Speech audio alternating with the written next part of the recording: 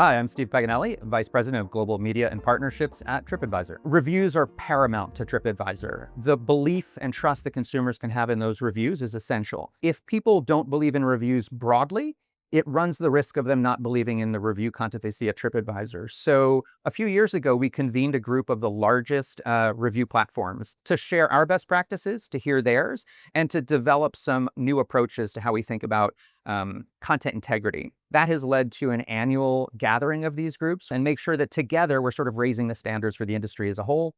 That obviously is self-serving for Tripadvisor by raising the standards across our partners and competitive set. If premium previously was about where you appear, I think today it's more about how you appear. I think trust, intent of the consumer, relevancy are really much more important. And so it's not just about glossy production. It is about those kind of characteristics. CPM alone doesn't just define premium. It really is that environment that's being created for the consumer. I'm not sure that it's misuse necessarily. It's probably like overuse of AI, where we're using AI to enhance what we do, but leaving things like judgment and emotion to the humans.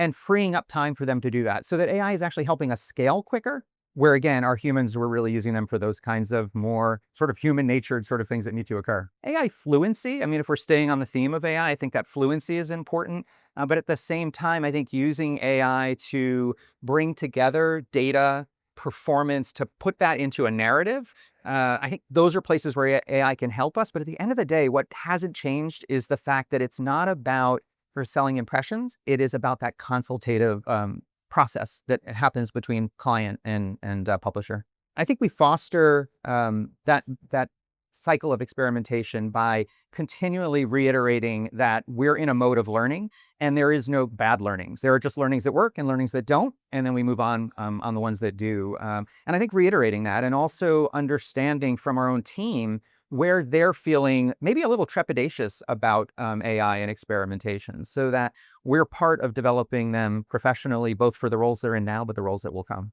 A great ad experience, certainly within our own ecosystem, but I think it's true of others as well, is one that's non-interruptive, one that is additive to the consumer's purpose, and that feels almost like it's not interrupting, but it's actually helping them along that journey. So one bold prediction, you can hold me to it. I actually hope it comes true, but is the idea that advertising sort of disappears because it does become so additive to the process. It evolves with that consumer's objectives. I think that technology and AI, we've only scratched the surface of how we can be more personalized for that user experience, making advertising more relevant, and that's really what I mean by disappearing. So that's my take on where the industry is going and what really matters next.